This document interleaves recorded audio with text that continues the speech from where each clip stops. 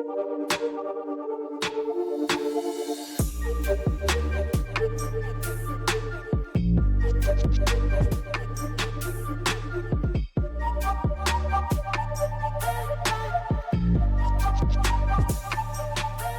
everybody, welcome to the Centbee Show. I'm your host, Lorien Gamaroff, and my co-host is what are you going to be today, Kage? I don't know, it changes every week. The friendliest Kage Ntshingila ever. What's up, guys? Kage is the reason why Kage is on the show is just because of the smile, Kage. just to keep the good vibes flowing. Yeah. Another day, another week, another show. Yeah, man.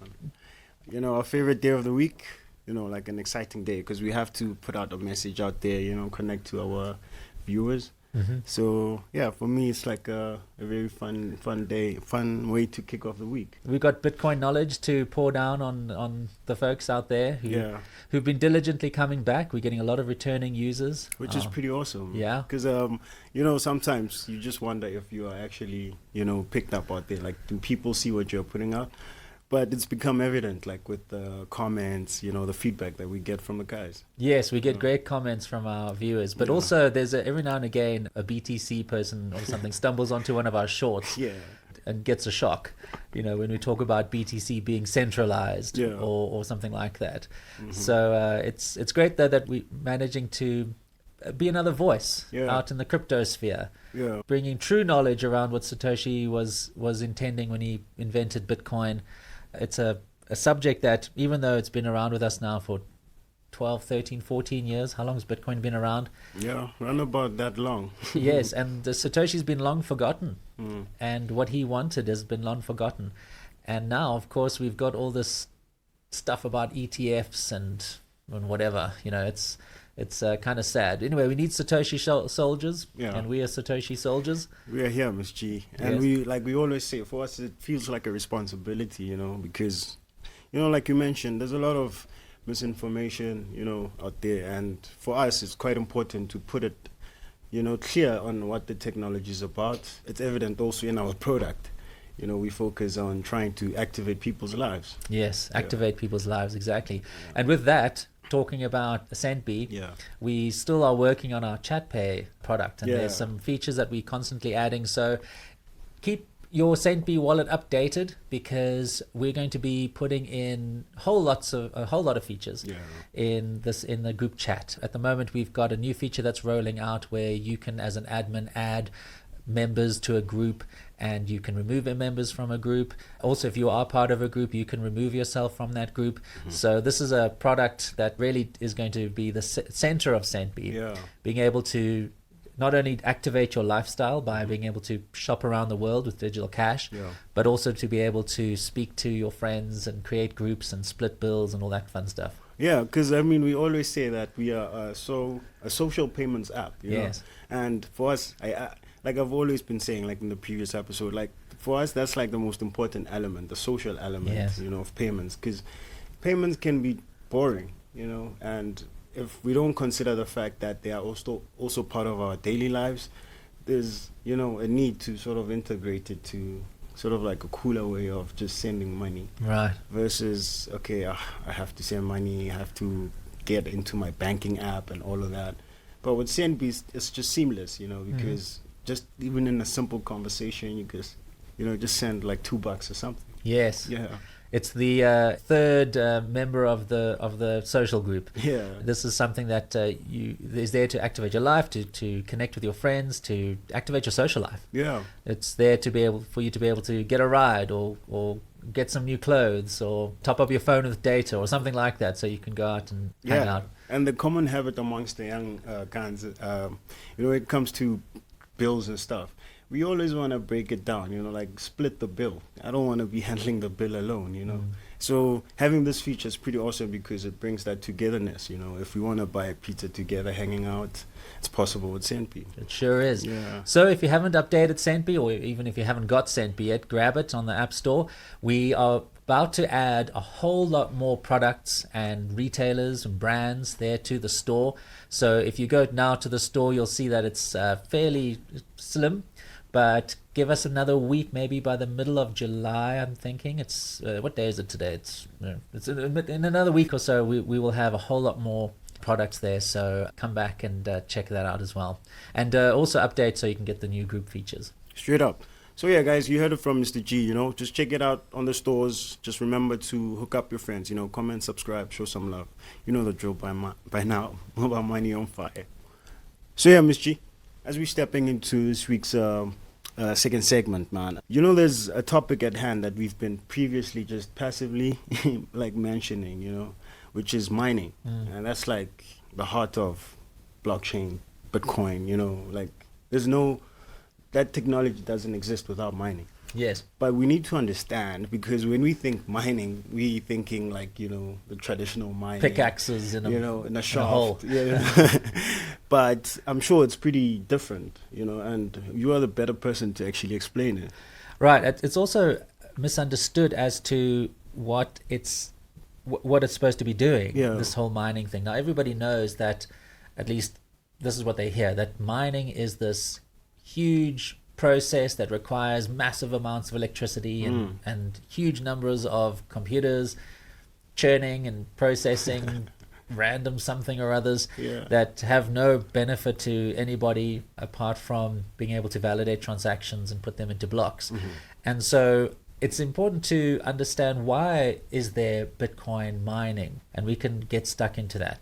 The whole idea where we have these transactions that people are creating in their wallets or online in exchanges or something, and then those transactions need to get processed and validated and put into these things called blocks.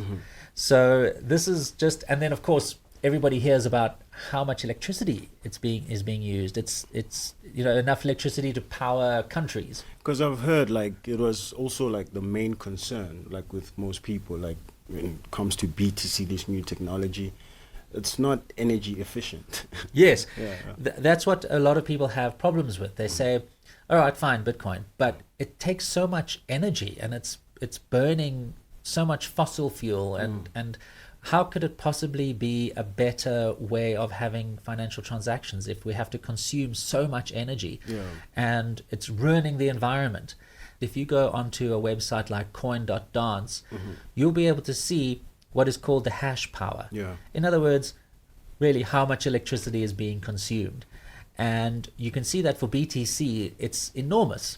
It's probably, if you were to think about the different versions of Bitcoin, BTC, BCH, and BSV, you'll see that BTC is consuming 99% or 98% of the hash power, of the energy across those three different versions. And only a certain number of transactions are being created. Remember, with BTC, there is a limit. It's like 6-7 transactions per second. So that means if you're having a handful of transactions per second, and every 10 minutes a block gets created, it calculates to a number of transactions, and then we can look at how much energy was consumed to produce that block of transactions, and you can say, wow, this took thousands of kilowatts for each transaction to be put into this block. But let's just talk about, before we get into that whole thing, let's now talk about what is it exactly that mining is doing. Now, one of the important words when you hear about mining is we hear about this thing called a node. And a node is just a computer that has the Bitcoin software running on it. And that Bitcoin node is listening for transactions on the network. It's connected to this peer-to-peer network with all the other miners. And then when it receives a transaction on the network, that's when it starts validating that transaction. So the first thing it'll check is, have the coins already been spent? That's one of the most important things around mining, is there a double spend? That's what double spend means. It means this coin was spent before, now you're trying to spend it again. Is this a valid transaction? Has it been formatted correctly, and does it have the right information in it? And that's what the miner is doing. And then it does something called the proof of work. And the proof of work is where it does this thing that everybody's heard about, where it just does this calculation on this random number to try and find a value that's below a certain threshold. And so to explain that a little bit more, we've spoken in the past about how there is a 10-minute heartbeat on Bitcoin. Yes. And every 10 minutes, a new group of transactions are collected together in a block, and that block is then established and created by the miner and linked to the previous block. So we have this 10-minute cycle. Every 10 minutes, on average, a set of transactions gets processed into that block. Now, when miners join the network, because this is one of the cool things about Bitcoin, is that miners, which are basically people running nodes, anybody can join the network at any time. This is that whole permissionless idea, where you can just switch on a computer, connect to the network, and you can start processing transactions. So now if a new miner joins the network, what's going to happen is that blocks are going to be created faster than that 10-minute cycle. And so Bitcoin has the self-regulation system in it that checks originally every 2 weeks, but now BSV is doing it a bit quicker, where it says, are blocks being created on average every 10 minutes? And if there are many miners on the network, what's going to happen is those blocks are going to be created a lot quicker than 10 minutes. And so the self-regulation says, all right, blocks are being found too quickly. It's every 8 minutes or every 7 minutes. Let's increase the difficulty to create those blocks. So it's like a difficulty adjustment. Yes, it's called the difficulty adjustment. And that will then either raise the difficulty or lower the difficulty. If the blocks are being found more than every 10 minutes on average, then it will become, the difficulty will be raised, and then the system will kind of get back into that 10 minute self-regulation. It has a self-regulation built into it. And if blocks, let's say a miner removes itself from the network because they don't find it profitable or something, or they go down for a bit, that means it's going to take on average longer than 10 minutes to process that block, which means that self-regulation mechanism will say, all right, hang on, it's taking a bit too long. It's taking 12 minutes, 15 minutes to process a block. Let's reduce the difficulty in finding those blocks, that proof of work. Let's reduce that. And so we can get back to that 10-minute heartbeat cycle. So we've got this process that is first of all, the miners are validating the transactions. Then they are setting up a block, and they then need to find this puzzle. Solve the puzzle. And to break that down even further, all that's doing is it says you need to find a number in this puzzle that's below the difficulty threshold. Or technically speaking, it has a certain number of zeros in front of the answer. And so a miner, really all it's trying to do is it's taking a random number, it's getting information from the previous block and the block that it has now, and it's doing a little calculation, and the answer, the output, has to have a certain number of zeros in front of it. And if it gets that number of zeros, it's succeeded. And it can then announce that to the network and say, hey, everybody, I found the answer to this proof of work puzzle. Here's my answer. And the other miners will look at it and they'll say, okay, yes, it's correct. Great. You get to go and add your block to the blockchain. So this is the process that's going on. Miners are listening to transactions. Once they've got all their transactions, they then go and calculate that proof of work to get to be the one who gets rewarded with the coins, the reward from the block, and to be able to put that block onto the blockchain. Also, what miners earn is any fee that's attached to any transaction in those blocks as well.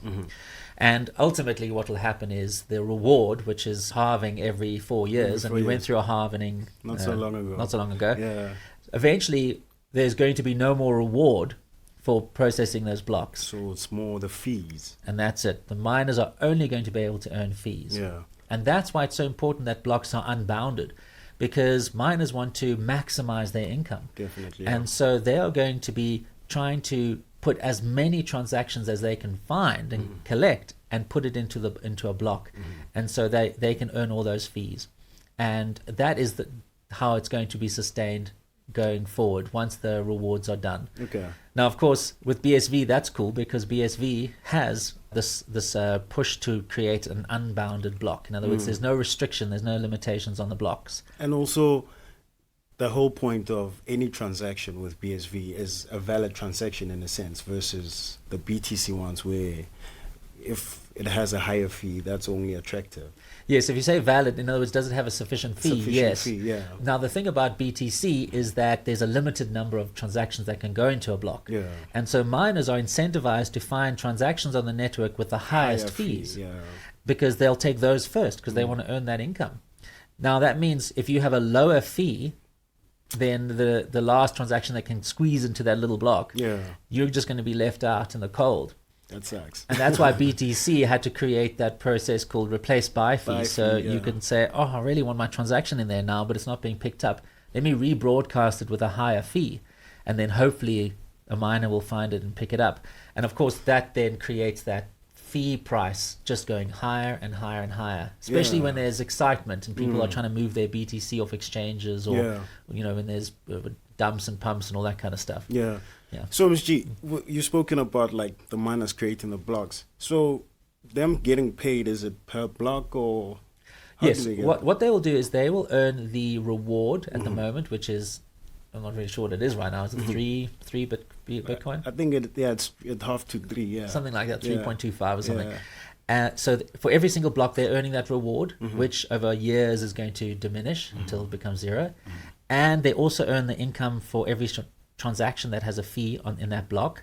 Now, they don't earn that money right away. That's what I was actually asking. I wanted to understand that, because maybe with that first block that I've sent out, do I get an immediate compensation, because there is proof of work? Yes, you've done it.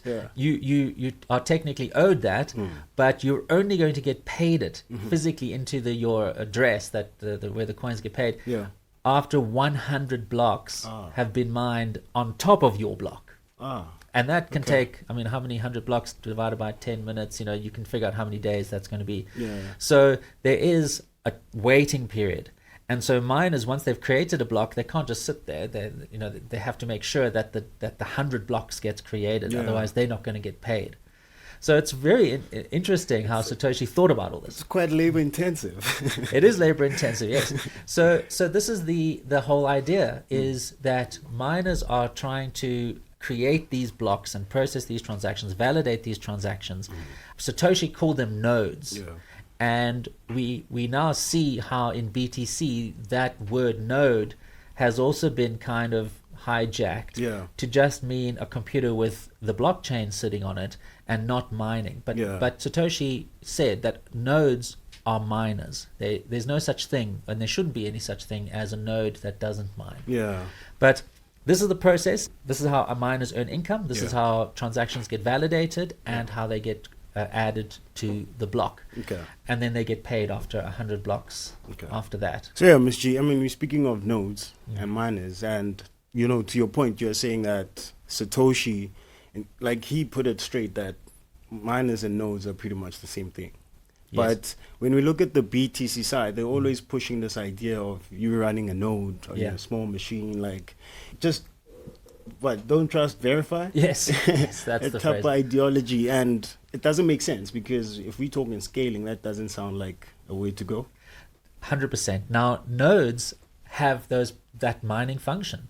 And the thing about BTC is they came up with this crazy concept that says everybody is supposed to run a node, because if you have a node that's not mining, you don't have to have a mining node, you just need to have the software running on a computer, and you can then download all the blocks, and then you can go and verify your own transactions. So if somebody says, here, I'm going to send you some money, you can then check your node, has the money arrived, is it very valid, and then hand over the goods.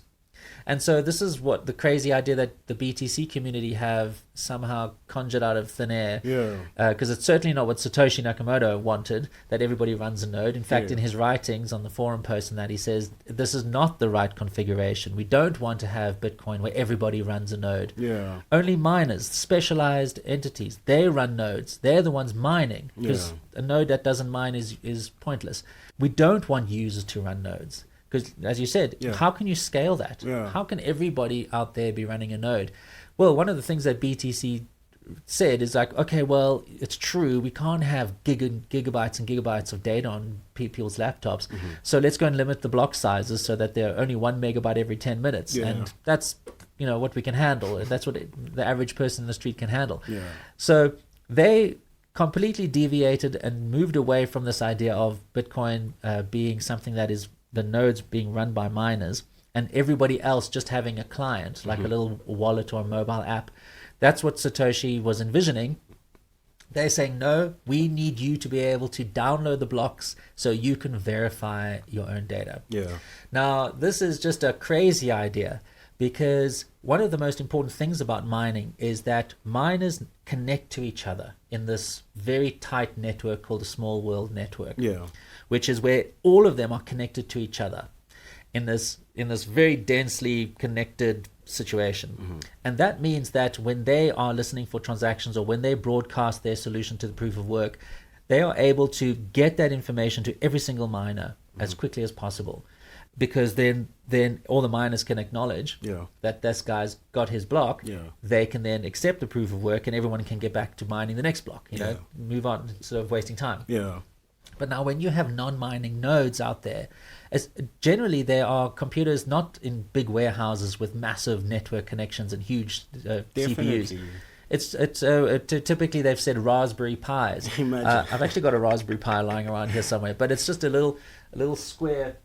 Oh, here we go. Let me just grab this off camera here. Yeah. This is a little Raspberry Pi. See, it's got a little raspberry on it. And they think that this is going to be how we should be running our Bitcoin nodes. We just need to have a little hard drive on there, and we can just plug it in, plug in the network, and now I've got my Bitcoin node, and now I'm able to verify this.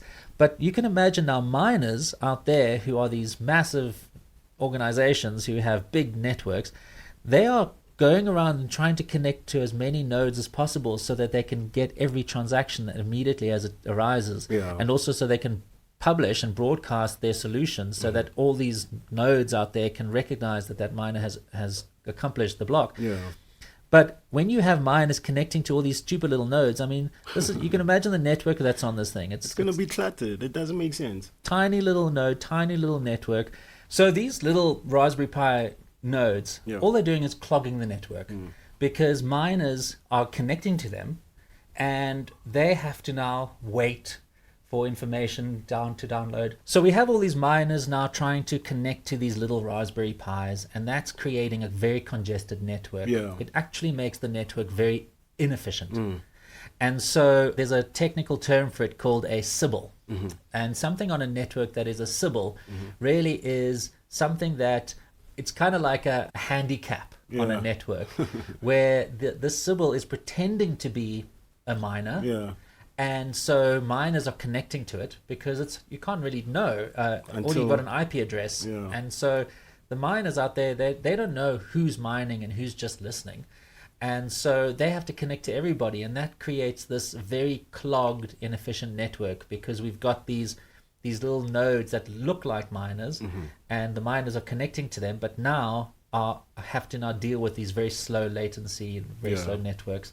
And so we just basically have a very inefficient network that doesn't run in an optimum way, the way Satoshi wanted it, where we have a few large data centers with huge infrastructure, massive networks, very fast bandwidth, all connecting to each other, being able to literally take a terabyte block and just push it out into the network, no problem. Everybody just is moving along.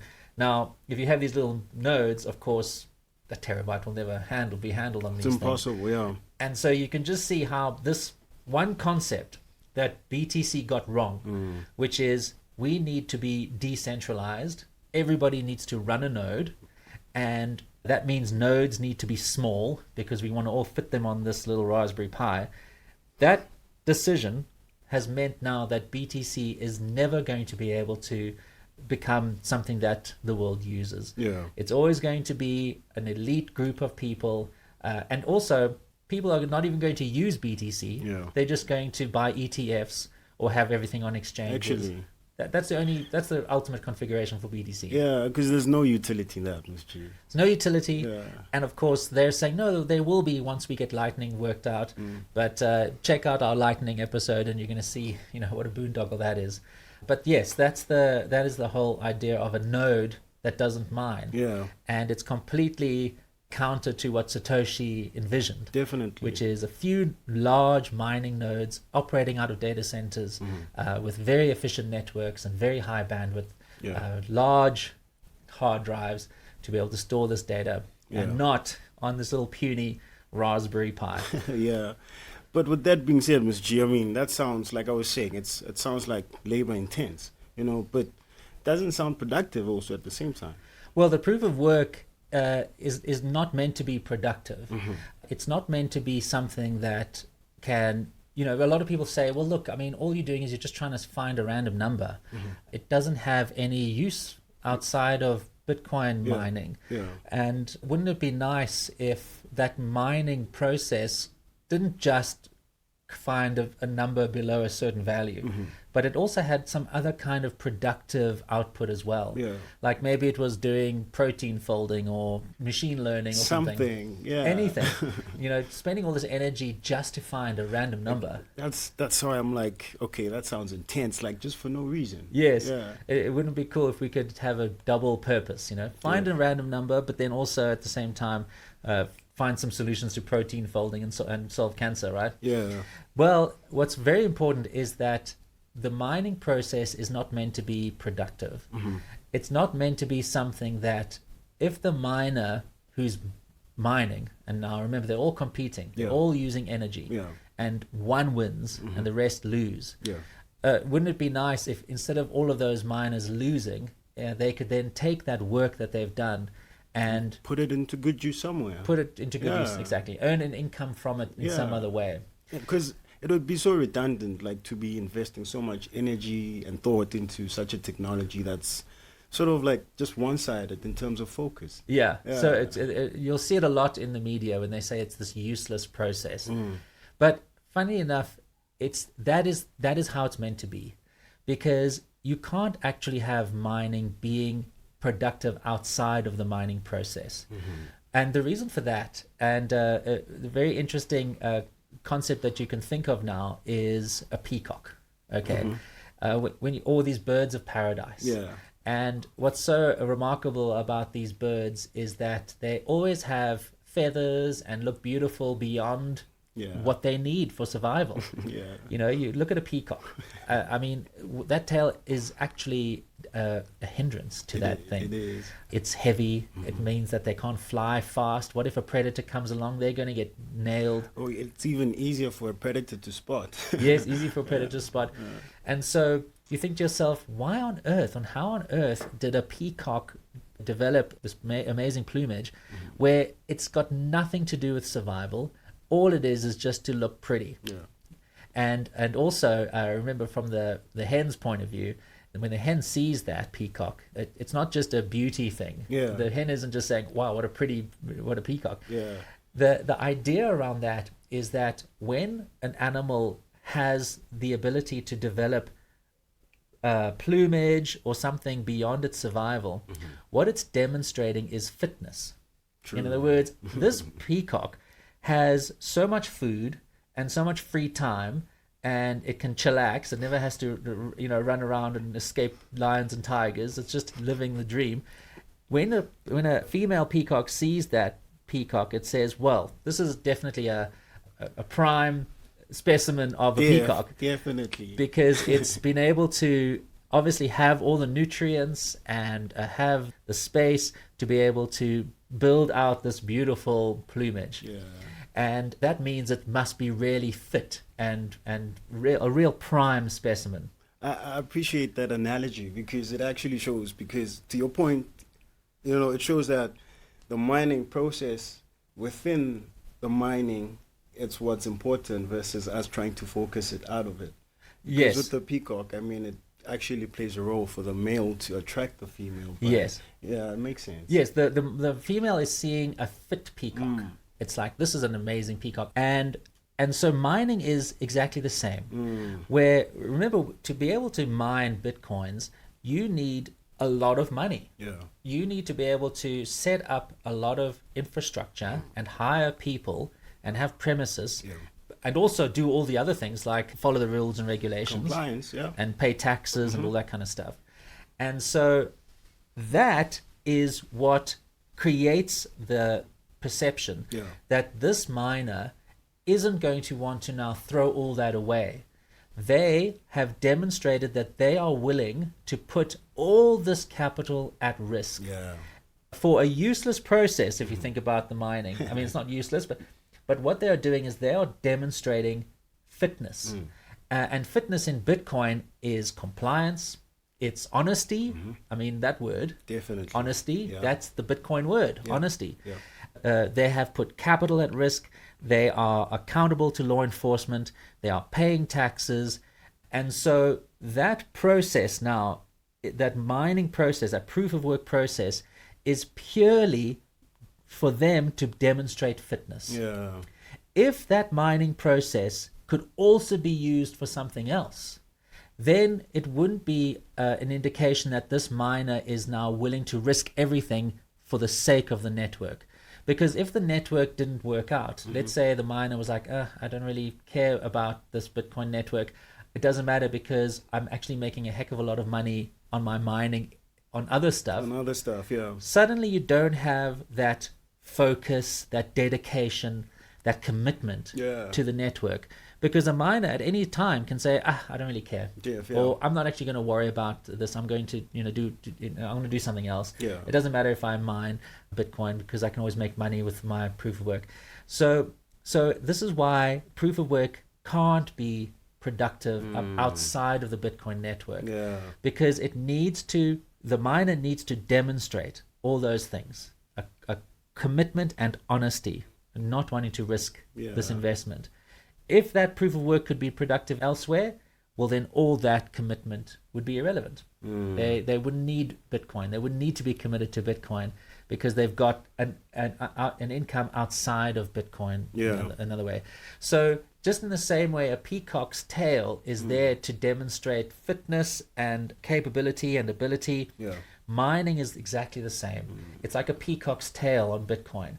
It's for us to be able to say, well, this miner has demonstrated that they are fully committed to the Bitcoin network. They have invested an enormous amount of money and put capital at risk purely for Bitcoin, not for anything else, which means that now they become more trustworthy. And of course, the fact that they've put that capital at risk and they can't make their money back somehow means that that miner is going to want to behave honestly.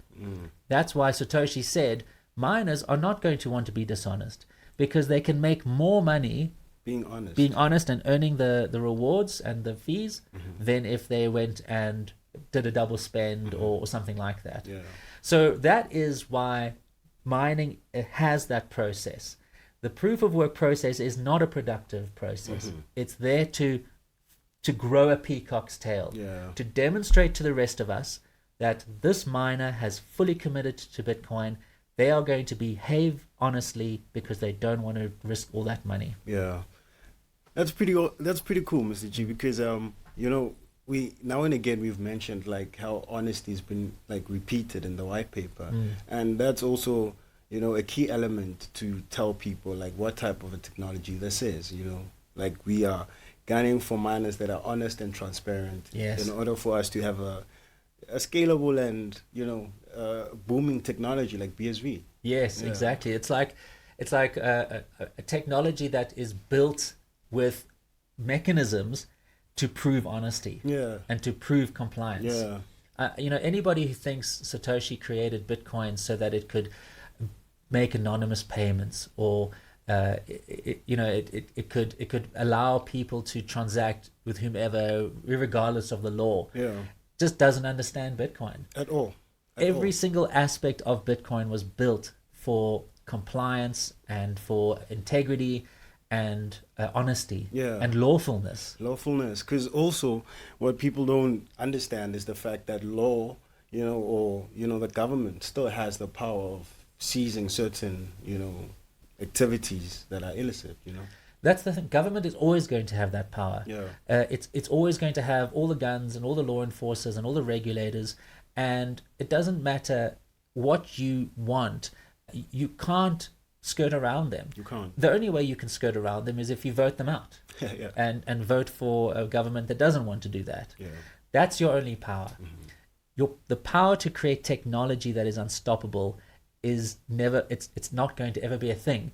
You can create it, but it will never become widespread or commercialized or mainstream. Yeah. Yes, you can have encrypted software and encrypted currencies, and you can trade them amongst each other. Yeah. But that's never going to grow outside of that little network of people. Yeah. It's never going to change the world, Def. improve the world, make the world a better place for average people in the street. Yeah. And that's what Bitcoin is. It's a tool that's going to make all of our lives better, whether you're technical or not. Remember, the idea of Bitcoin was not to make money. Yeah. It wasn't to invest and be a store of value and a hedge against inflation. It was meant to be something that could be used to reduce the cost of transactions, can eliminate fraud, can make new business models on the internet possible without advertising, because that's really all it has been on the internet for 20, 30 years. Straight up. Is how, the only way to monetize anything is through ads. Yeah. And what a terrible world that's been. It's been. Wouldn't it be nice if you could monetize things on the internet and you could pay small amounts of money and not have to watch ads? Yeah. So there's so much greatness and goodness that comes out of Bitcoin without thinking that this is an easy path to riches, or it's a way to skirt around all these dumb laws, with regards to taxation and stuff. Yeah. Satoshi didn't think that this was going to be a tool that can wreck the system and destroy the system. It was built to improve the system and to eliminate the inefficiencies and to eliminate the fraud and to make things transparent. And so mining is one of the most obvious things that we can see when you look at Bitcoin. Yeah. What is the purpose of mining? It's because of honesty. It's to force honesty into the system and make dishonesty economically uninteresting, or to make mining economically feasible and valuable. And I think I just stumbled over myself there. Sorry, man. But anyway, that's the idea. It was there to make things honest. Anyone can literally join the network. That sounds like a decentralized idea. Yes, the idea that miners, you don't need permission to become a miner. All you've got to do is you've got to set up some hardware and download the software, and you can then switch it on and immediately start mining. Yeah. And of course, the mining process also helps with decentralization, because now it's a competitive process. Yeah. And all these miners are competing with each other to be able to mine blocks. Yeah. So you don't have a cartel or anything like that. The economics of Bitcoin, again, just the brilliance of Satoshi Nakamoto's design was that this would be a competitive thing. People would be competing with each other to make sure that they process those blocks in the most efficient way and quickest way. And sorry, Ms. G, also on that point, like, I don't think this has ever been seen before, like having to promote like a healthy, honest competition, because that's quite clear, like with what Satoshi was trying to build. You mean like where everybody is competing with each other honestly, with skills and innovation? You know what I'm saying? Versus like, a cartel mindset where, I may have an upper hand because, there's... We all collude and we all get together, yes. But a healthy competition or a healthy competitive space is where there is transparency and honesty. Yes, that reminds me of something.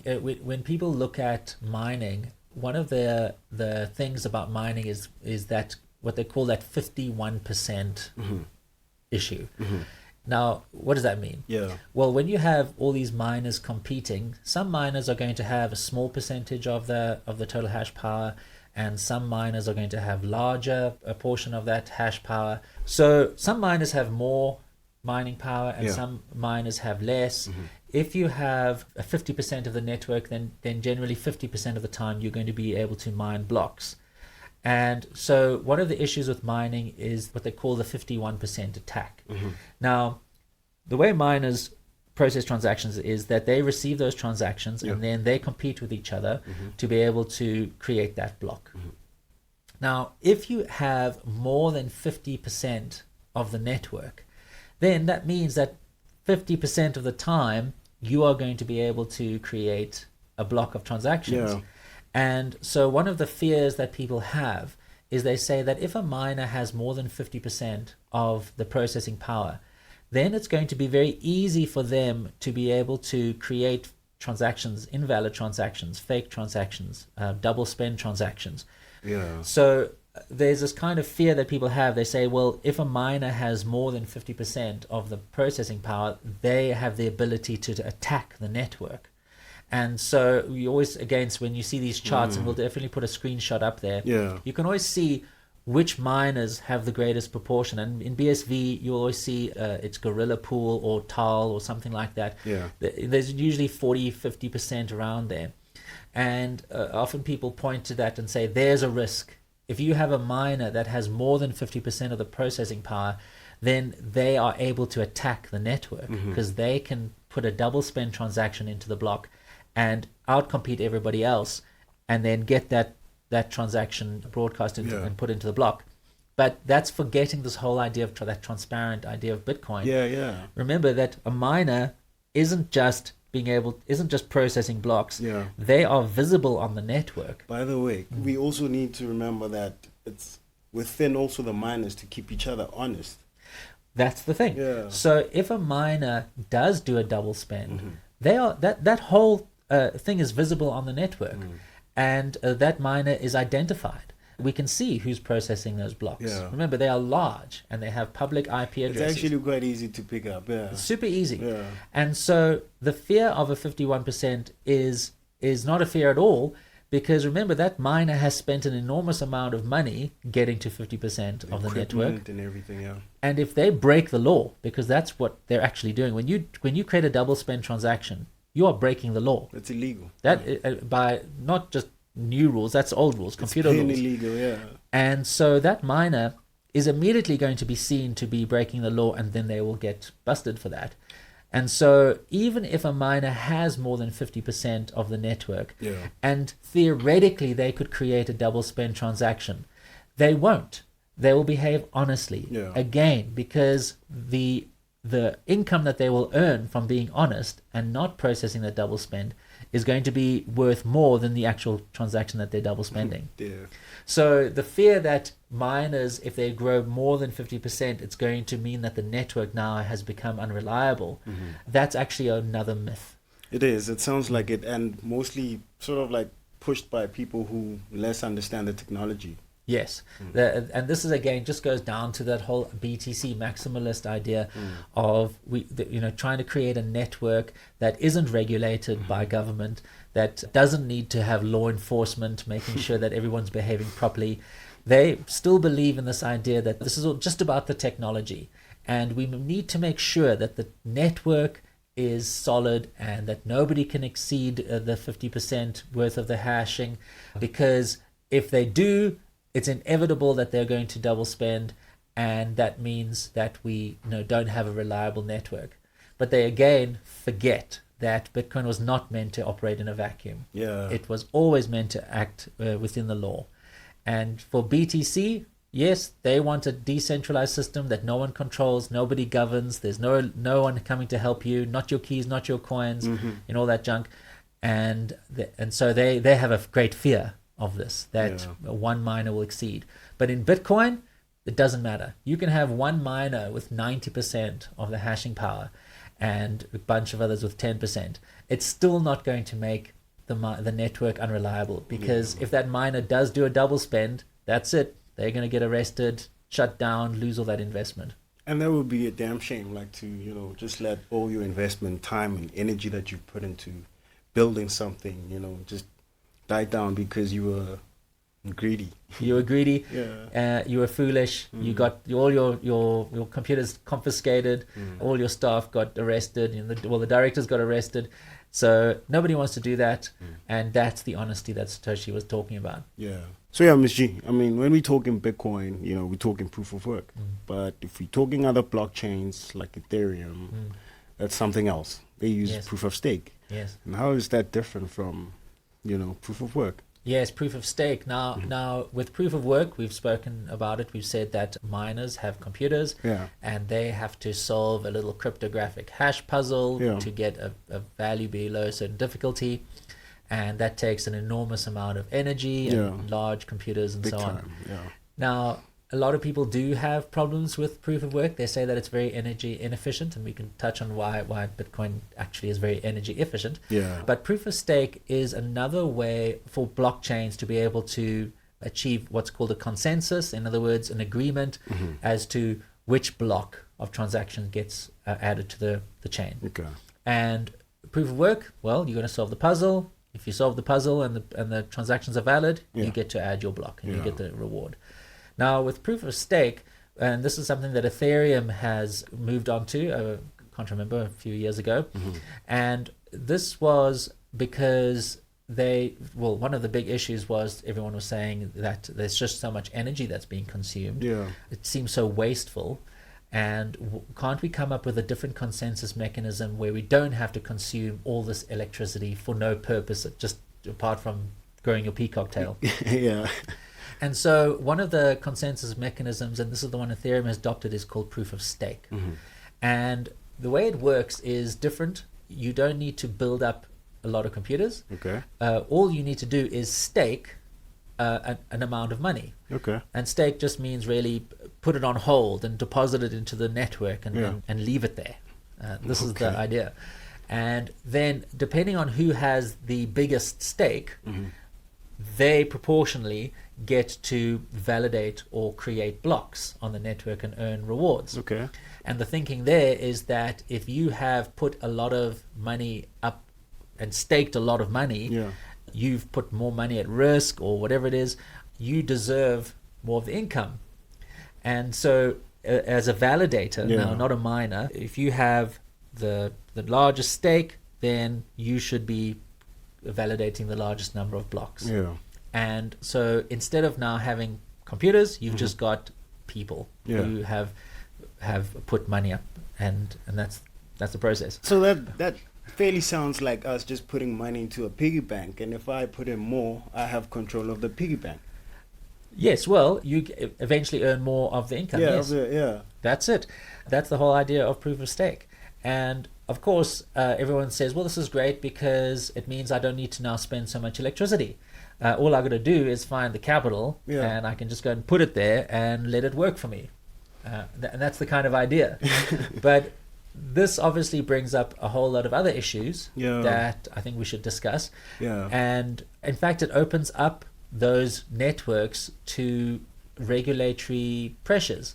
I can imagine, Mr. G, because that already sounds like a centralized approach. Well, not necessarily centralized, but it's definitely something that, unlike proof of work, means that if you have the largest amount of capital and you can stake it, you can just put it there, it means that you don't need to do anything. You don't need to mine. You just have put your money there, and you can sit back in your armchair on your boat, and you can just watch the coins pour in, right? And so it's just fundamentally different from proof of work. Instead of you having to innovate and to put get resources like and hire people, invest like real energy into work. Yes, to do work. If you're not innovating, then you now, all you got to do is it's basically like buying a stock. Because it sounds like that. For me, it sounds like, big boys club. I got money to invest into something. I just put it in there and I'm going to wait for my returns. Exactly. Wait for your returns. Because now what you are essentially doing is you are investing in securities. And a security there's actually a technical definition for it. There's something called the Howey test that says if you've given money over and you are now expecting profit, not from your own work, but from somebody else's work, like if you've bought a share in Apple, you have invested money and you are now hoping for a return based on the work of somebody else, Mr. Tim Cook. And so what you have is a security. Security is like a financial instrument. If you've got a bond and you're earning interest on that bond, or you have invested in a share in a company, or other kind of an ETF or something like that. What you have now done is you've invested money and you are hoping that money grows based on the work of others. And that's what is called a security. And securities have very clearly defined rules around who is allowed to issue those securities, what kind of reporting do you need to do.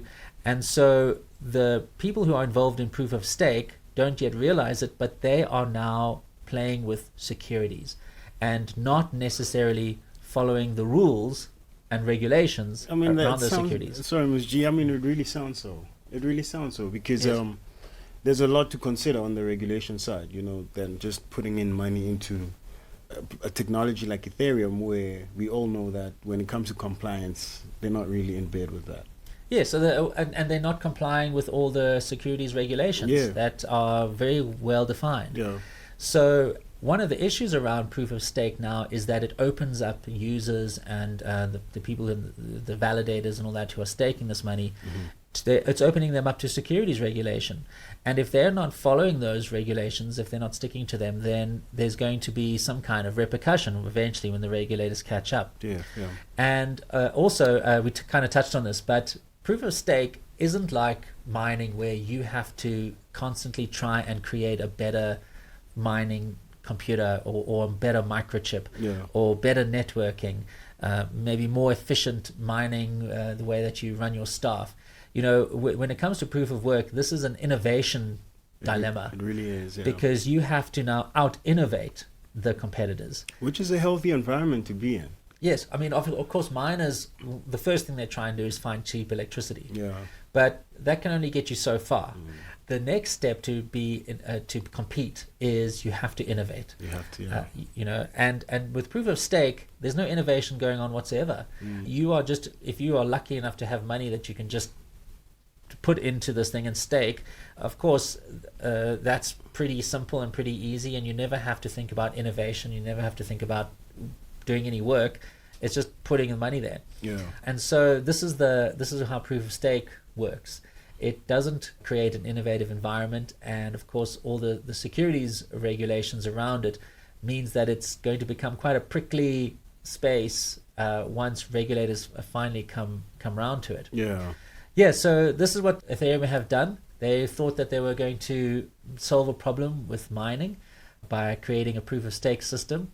Other blockchains are doing this as well, and it remains to be seen if they're going to be able to continue operating on that model. Now, with Bitcoin, we don't have a security, because when you are mining, you are not giving your money over to somebody else and hoping that through the effort of others you're going to be able to earn a return.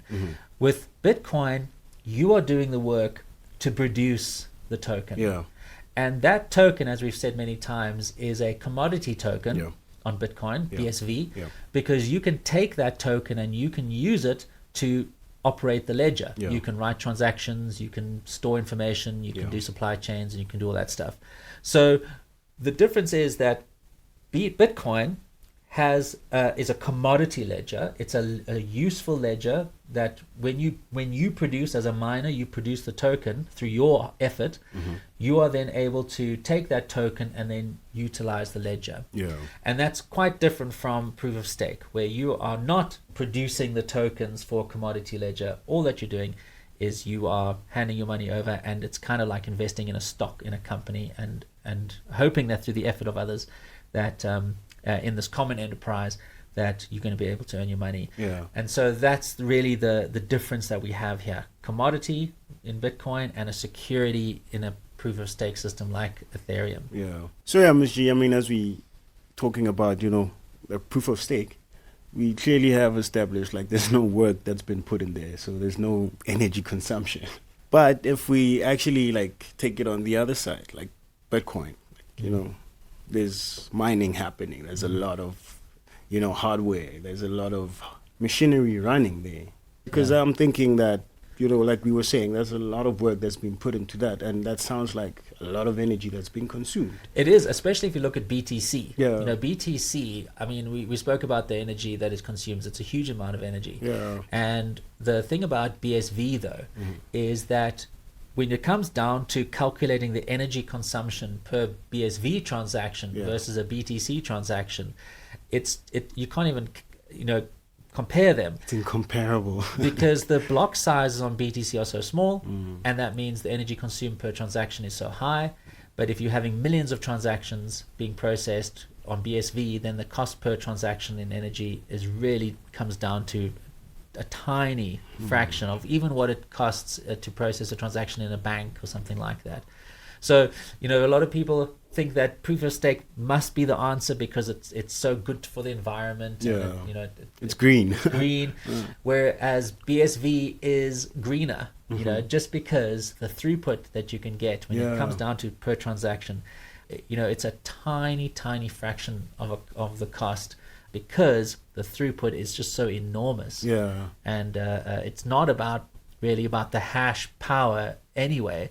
People sometimes falsely think that BTC is valuable because of the enormous amount of energy that it takes to produce. So they've got this thing about, well, if it costs this much to produce, it must be worth so much more. Well, that's not how life works. Just because something is expensive to produce doesn't necessarily mean that it's valuable. It's that valuable. Yeah. And so, of course, with BSV now we have this system that allows us to process millions of transactions at a tiny little fraction of the cost of energy consumed, as well as getting all the benefits that mining brings, the innovation and the commodity basis that it has. It's not considered a security. The honesty it brings, the competitiveness, anybody being able to compete. It's not about how much money you can put, it's about your brains. How much innovation can you bring? And of course that innovation can then flow into the rest of the economy, just like when you look at space science, all those space materials going to the moon, well, that comes back down to earth eventually, and we get to have it as consumers. So BSV, Bitcoin SV, was designed to be energy efficient. It's the most energy efficient network on earth if you just consider the throughput that it puts through. So it doesn't compare with proof of stake. It's better than proof of stake for all those reasons, and I certainly don't have an issue with it.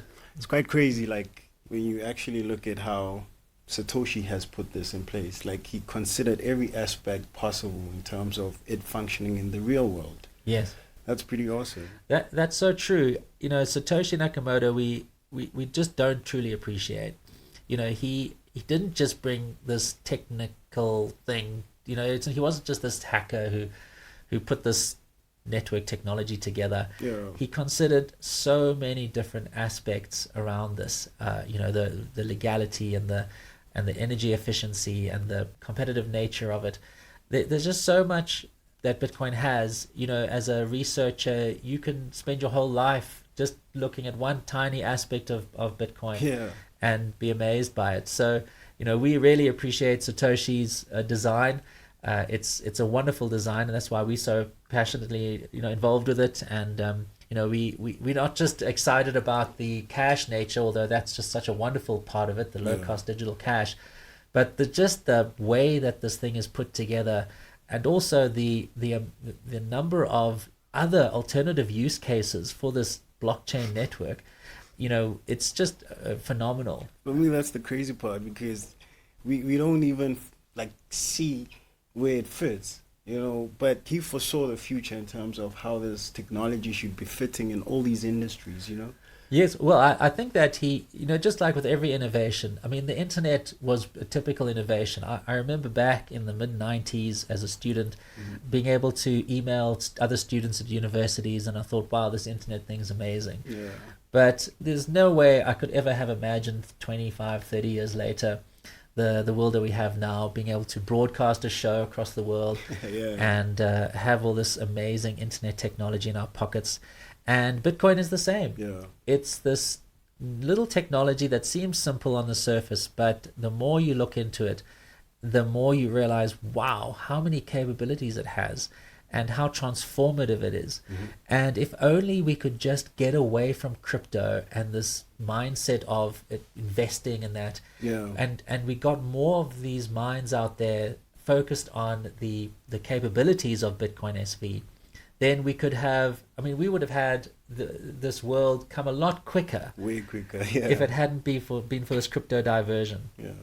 So it's really sad that all these brilliant minds out there, these brilliant people who have good at business ideas, have not seen the value of Bitcoin SV yet. I think, Mr. G, it's going to be inevitable. Everyone is going to see the true value of what BSV was really meant to be. And it also makes sense, like it turned out the way it did, because there's quite a lot that needs to be unfolded. And I feel like, as we are also, attending conferences, having these discussions, like it brings sort of like that veil down. Like we get a more clear understanding into certain concepts, these little pockets of ideas that Satoshi had, and we get a bigger understanding. So I feel like by the time the transition like completes, it will be like at the perfect time.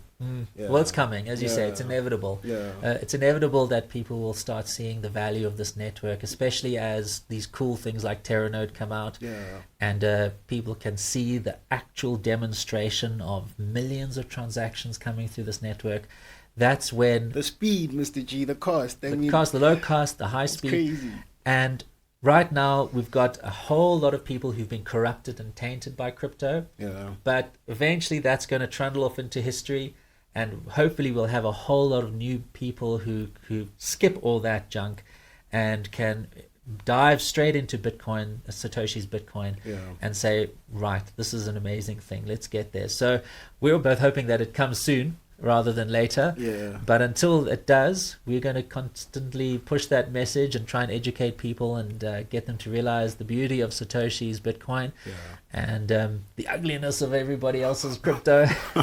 Because really, it's like that. It is like Satoshi's Bitcoin is beautiful, and so we can move on, and we can see that what this future is going to bring.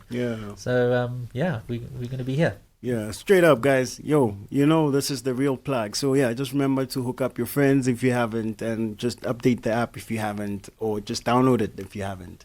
So just check it out on the stores, guys. Remember to show some love, comment. Mobile money on fire. Mobile money on fire. Cool. Sure. Thanks for that, Mr. G. Another schooling for us, yo.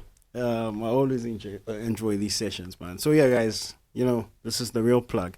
We're going to be stepping into this week's user questions and feedback on socials. Our first one comes from JTK Ventures. He's saying, has money launched? I haven't seen any details or news reported. Wish them all the best.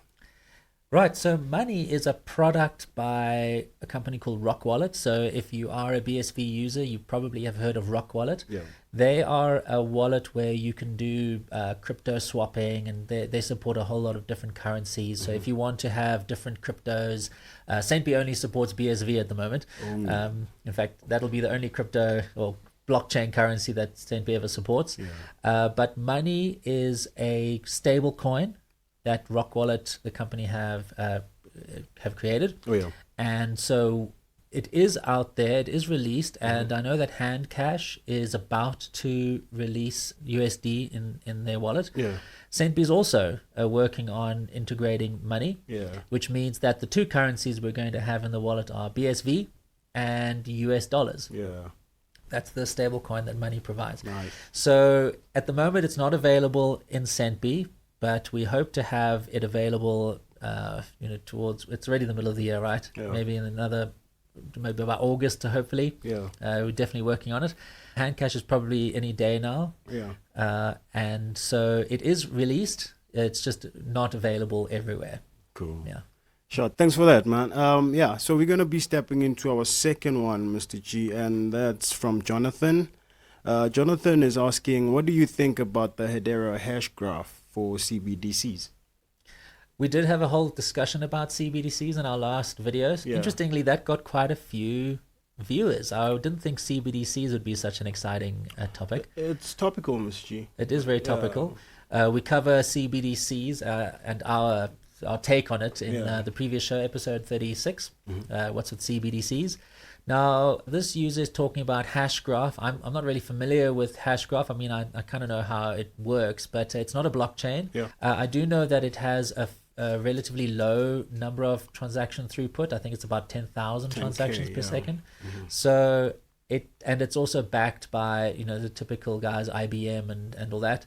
So it's not a blockchain. It's just another transactional network using graphs, Hashgraph, and with low throughput. So I don't see it ever becoming something that any CBDC could take, because just the transaction throughput at the moment is very low. Yeah. Now, I don't know if that's because of maybe just the benchmarking that they've done, or if it's just a limitation. To me, none of these technologies are going to work. Satoshi Nakamoto created something innovative and new, and it solved a whole lot of problems.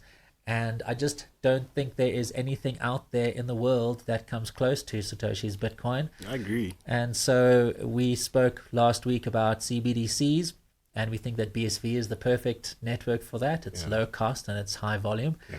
And until we can get a lower cost, higher volume transactional network, nothing is going to beat BSV. So I don't see a future for Hashgraph, Hedera Hashgraph. Yeah.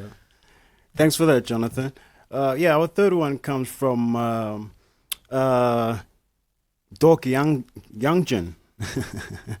Well, he's asking if CBDC is the trend, a good blockchain corresponding to the engine will be needed, and that is none other than BSV. BSV is the true seed of blockchain, and this is neotrophy, which transfers the precious sweat and effort of mankind that has been entropic due to inflation. This is actually a comment, Okay, well, it's a good comment. Yeah, I agree with it. Yeah. There is no other alternative apart from BSV. Yeah. Satoshi figured it out. Nobody else has figured it out.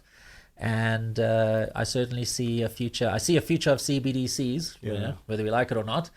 And I definitely think that BSV is going to be the blockchain that can sustain not only CBDCs around the world, but Internet of Things and all the bazillion of ways that Bitcoin is going to be used. Thanks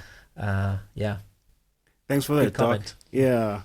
Our last one actually comes from one of our regulars, the Real Newspaper. He's saying fire. Yeah, mobile money on fire. Straight up, yo. That's Centbee and BSV. Yeah. Ms. G, I think we've come to the end of our show. It's good to talk about mining. It is a very fundamental part of Bitcoin and how it works, and the misunderstanding about its role. It's important to know. It's also important to know that nodes are meant to mine, and if you don't have a node that's mining, you're essentially clogging the network. Now, of course, there are alternatives. I mean, there are ways that you can use nodes without mining, and Centbee actually has had a node, but that's because we don't use SPV at the moment. That's also something that's in development. And so we have a node that listens to transactions, but it's a very inefficient thing. It's very expensive, and we're looking forward to getting rid of our node eventually. But mining, it's something that you should understand is very energy efficient. That's how Satoshi intended it. If we have millions of transactions going through per second, then the cost in energy per transaction is extremely low, more efficient than anything else. So understand that. Also understand that nodes that don't mine are not there to verify transactions. If you do have a node because you think that it's the right way to run Bitcoin, it keeps things decentralized and it allows you to verify, not trust. Well, then you've just drunk the Kool-Aid of the crypto crowd and are believing in myths. Smoking opium. Yes. So forget about running nodes. Put your Raspberry Pi to good use. Maybe you can use it to create something fun in your house. More something useful. Something useful. It's not doing anything except clogging the network if you're running a node on your Raspberry Pi. Yeah, but it was good to discuss this, go into depth. And it's pretty important actually, because we've had previous episodes where we just passively touched on mining. But this was like a proper unfold. There's a little bit of a deep dive. Check out the resources. Well, I think we should always do this, is to point people to bsvblockchain.org because it's a great website with lots of information, and of course the BSV Academy, where there are great videos that can teach you all about these different things, about how mining works. And I mean, those videos really go into depth. We're just having a little bit of a sort of a light touch here. We're scraping it on the surface. Yes, so BSV Academy, Google it, check it out, bsvblockchain.org. There's tons of resources there to help you understand, and also companies and things that maybe you can work at, or give you ideas to create your own business.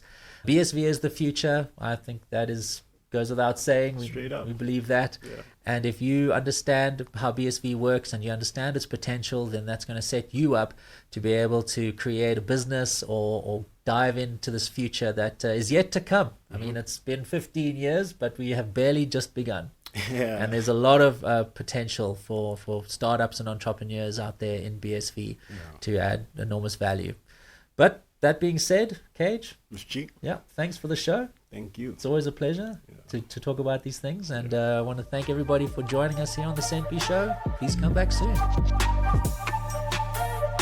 Smash. The one in the bag.